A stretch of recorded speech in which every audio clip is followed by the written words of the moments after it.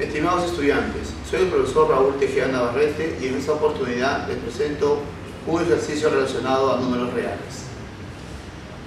Dice la siguiente operación: resuelve la siguiente operación combinada. Para ello, lo primero que tenemos que realizar es convertir el número decimal en una fracción, tanto dentro del primer término como en el segundo término general.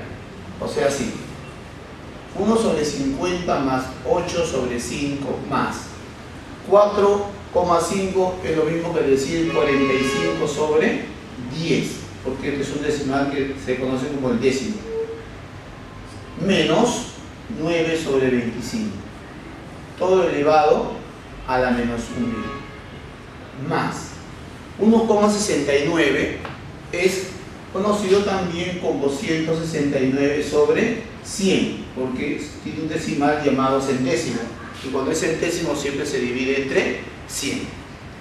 Esto elevado a la 1 media. Muy bien, continuamos. Como aquí estamos observando, tenemos una serie de fracciones, por lo tanto lo que procede es determinar primero el mínimo común múltiplo. Eso lo vamos a determinar ahí en un costadito de la pizarra. Mínimo común múltiplo de los números 50, 5, 10 y 25. ¿Bien? Eso lo realizamos aquí. A ver, realizamos esto. Sería 50, 5, 10 y 25. Procedemos. A ver, observamos que aquí tenemos mitad, que sería 25, 5, 5 y 25. Quinta, 5, 1, 1 y 5. Quinta nuevamente, 1, 1, 1, 1. Por lo tanto, estamos observando que el mínimo sería 2 por 5, 10 por 5, 50. Por lo tanto, el mínimo será 50. Muy bien.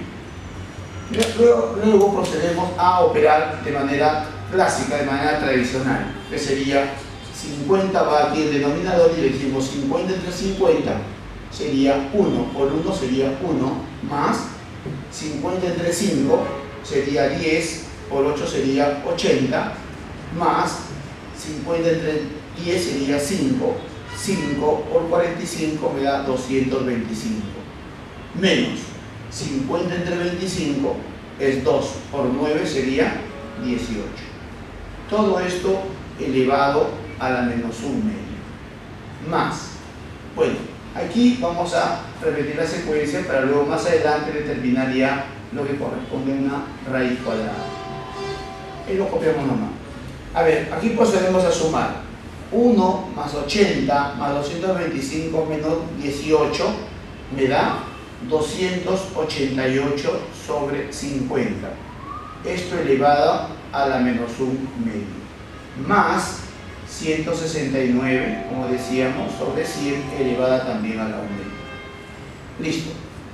Aquí vamos a utilizar una propiedad fundamental, que es ¿qué pasa cuando yo tengo un exponente negativo?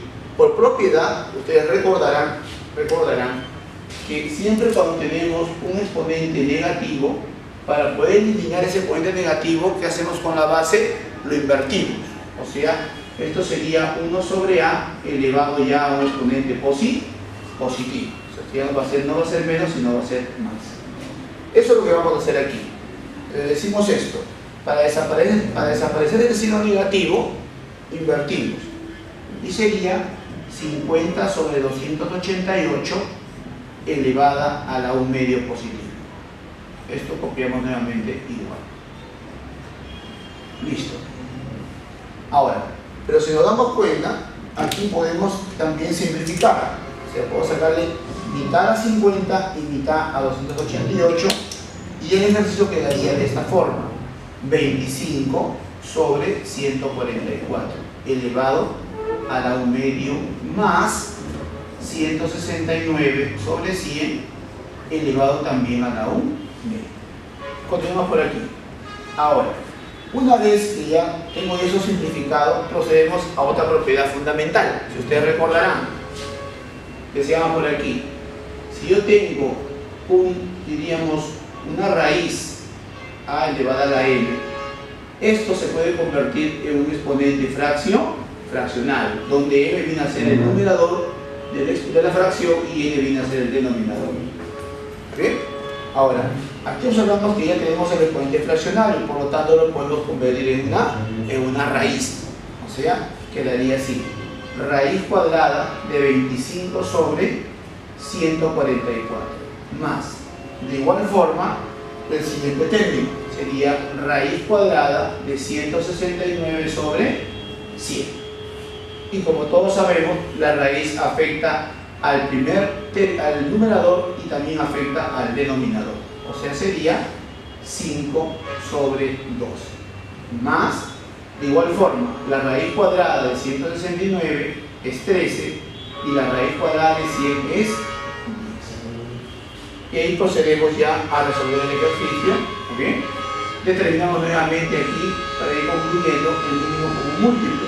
Y el mínimo común múltiplo de 12 y 10 viene a ser 60. Y nuevamente procedemos de manera tradicional. 60 sería 60 entre 12, 5. 5 por 5 sería 25. Más 60 entre 10 sería 6. Y 6 por 13 sería 78. Eso me da un resultado de 13 llevando 1, 10, 103 sobre 60, y con lo cual quedaría concluido esa operación de números reales. Estimados estudiantes, eso ha sido todo por hoy.